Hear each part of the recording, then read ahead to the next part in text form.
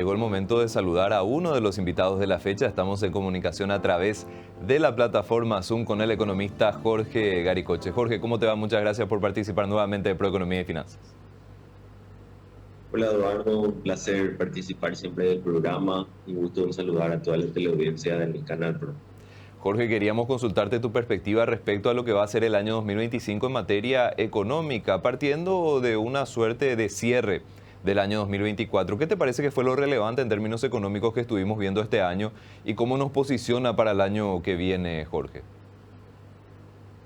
Yo creo que en términos generales podemos hablar de un muy buen año.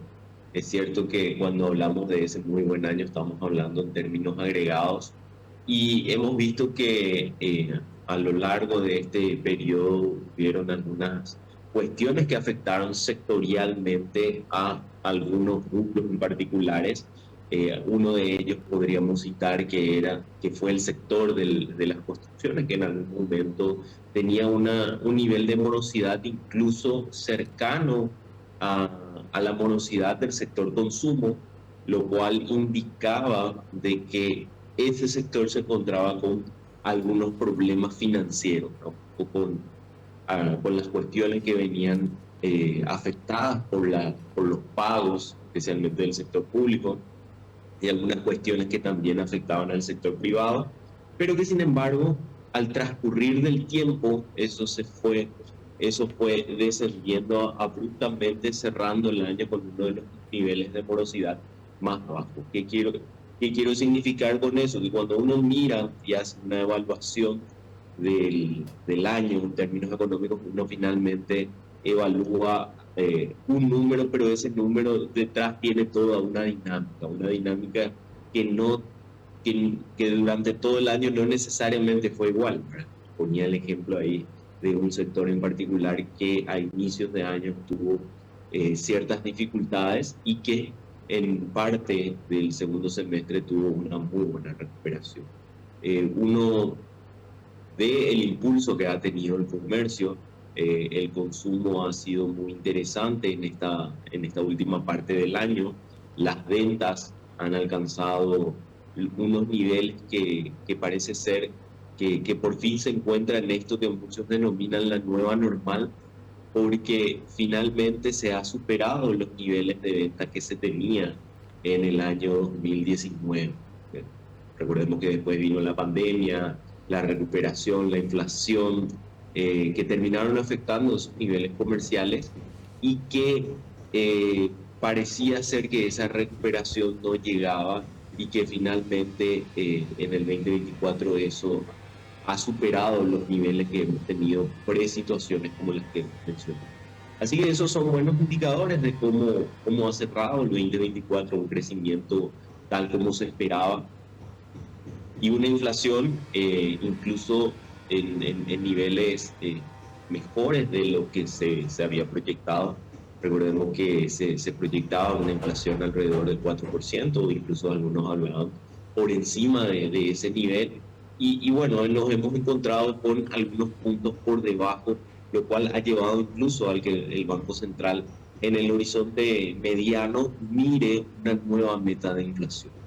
Así que esas son noticias interesantes. Yo creo que eso en gran medida va a tener efectos positivos y que tenemos que tenerlo en mente para tener esa previsión.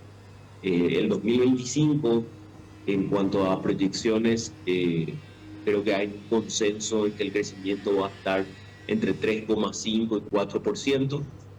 El Banco Central nos decía que sus proyecciones son de alrededor del 3,7, 3,8% de crecimiento con relación al 2024, especialmente empujado por el sector secundario. Decíamos que mencionamos, ¿verdad?, que el sector primario va a tener un crecimiento, pero hay que decir que el buen año del 2024 se va a replicar en el 2025, entonces ese crecimiento va a ser menor en una primera instancia. ¿Por qué?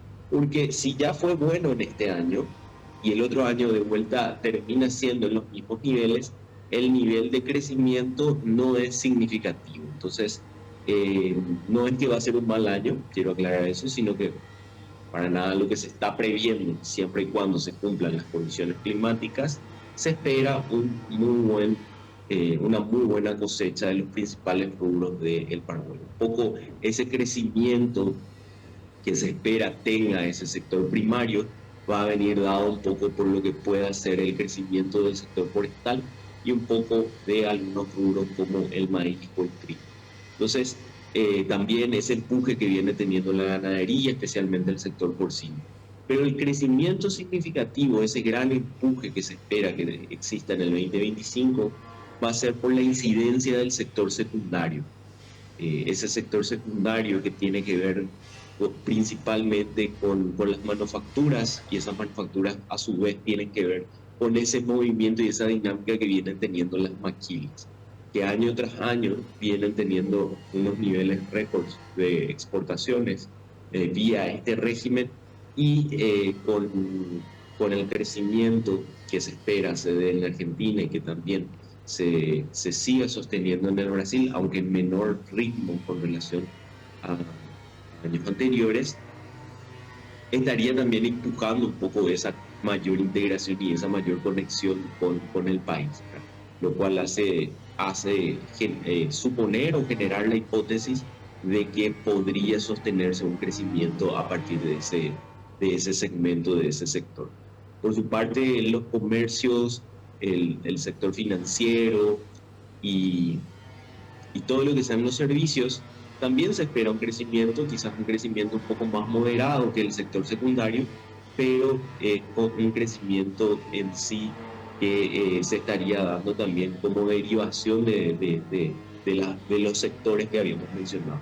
Si el sector primario y el sector secundario crecen, naturalmente existe una mayor demanda de servicios. Se requiere más transporte, se requieren más créditos, hay posibilidades, por otro lado, de generar también fuentes de ahorro, así que eso es un poco lo que estaría empujando el sector de servicios.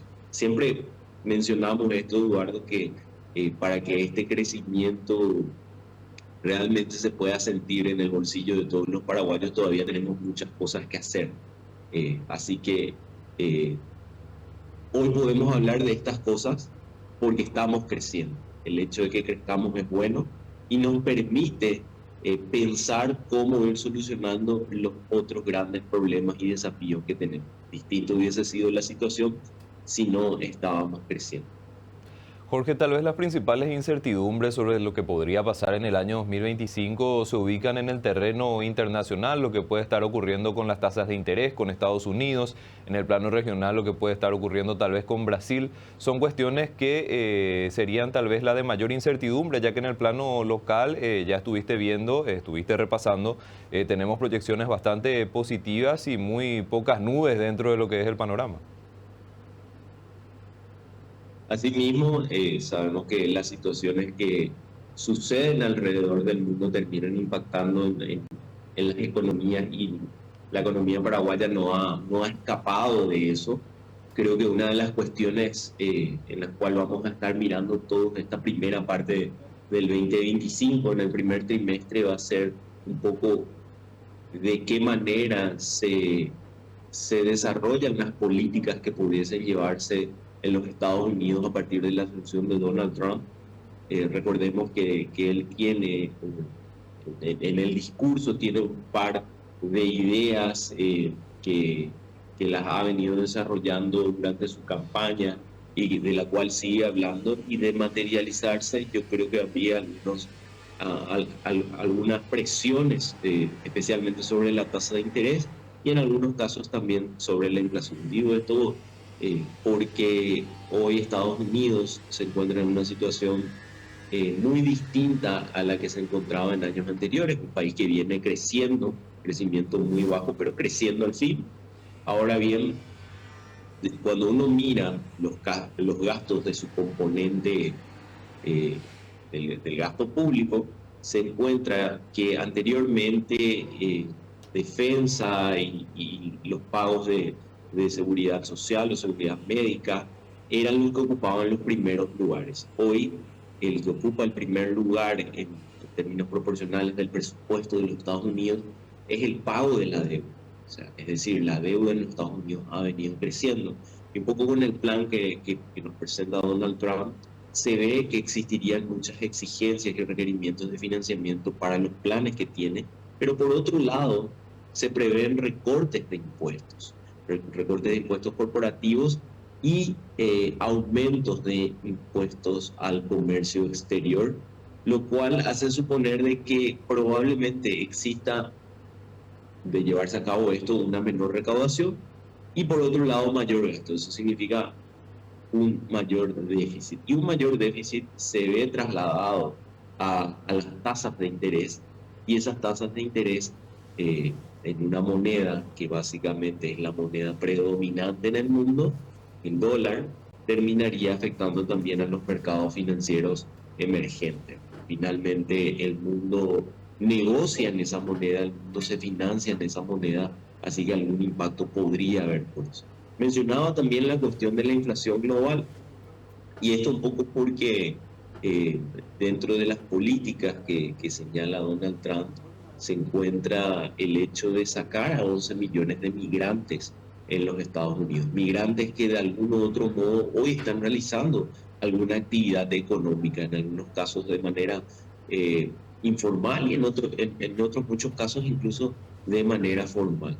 Eh, ¿Y esto por qué es relevante y significativo? Porque el mayor número de deportaciones se había dado en la administración Obama y por año más o menos alcanzaba 350.000 personas, lo que nos lleva a suponer que 11 millones de personas es un número bastante significativo.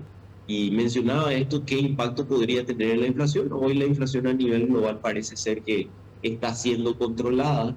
Sin embargo, en los países en desarrollo se ve que la inflación de servicios, donde uno de los componentes de la inflación de servicios es el salario, es el pago por la fuerza laboral, se encuentran todavía en niveles altos y ascendentes. Entonces, si hoy tenemos ya presiones en esos países por el nivel de servicios, si uno resta oferta a ese mercado, se terminaría de vuelta encontrando con mayores precios en ese segmento, lo cual de algún otro modo en algún periodo se va a ir transmitiendo hacia los precios. Entonces, de consolidarse esa política, uno podría esperar también algunos impactos finalmente en la inflación global. Cuando digo ese impacto, tampoco es que los precios vayan a dispararse totalmente, pero sí algunos puntos más que finalmente también se trasladan a lo que anteriormente mencionaba de las tasas de interés. Así que es una cuestión de ir teniendo en perspectiva, de ir mirando, de ir tomando recados contra esa situación para que no nos agarre de sorpresa en caso de que realmente ese discurso político se consolide. O finalmente sean algunas ideas que no se terminen materializando o se vayan diluyendo realmente en el tiempo. Así que es una de las cuestiones como para estar atento. Otra cuestión para estar atento es que se prevé una muy buena cosecha a nivel global de la soja, teniendo una muy buena cosecha en el horizonte, no se avisora un crecimiento importante del precio. Básicamente se mantendría alrededor de los niveles que hoy se encuentran. Y con los precios en los cuales hoy se encuentran, debemos recordar que ese precio es muy distinto a lo que teníamos 2 años atrás, donde el precio por tonelada llegaba más o menos a los $500 y hoy está en los 340 más o menos.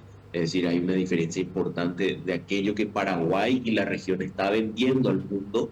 Eh, Seguimos vendiendo la misma cantidad, pero a un precio menor. Sin embargo, por otro lado, muchos de los productos que estamos trayendo del mundo hoy están más caros, con un precio del flete bastante fluctuante. En los últimos tiempos el precio del flete se ha como estabilizado, pero gran parte del 2024 ha tenido un crecimiento importante. Luego como que se estabilizó, bajó un poco, se estabilizó, pero esas incertidumbres respecto a lo que va a ser el precio de la logística internacional está latente un poco por todos los conflictos bélicos que existen alrededor del mundo, con todas las tensiones que se vienen desarrollando, y eso finalmente también se ve trasladado a ese precio del transporte, especialmente el marítimo. Entonces, son las cuestiones que tenemos que tener en cuenta dentro de nuestros negocios, dentro de las decisiones económicas que vamos a tener en el 2025.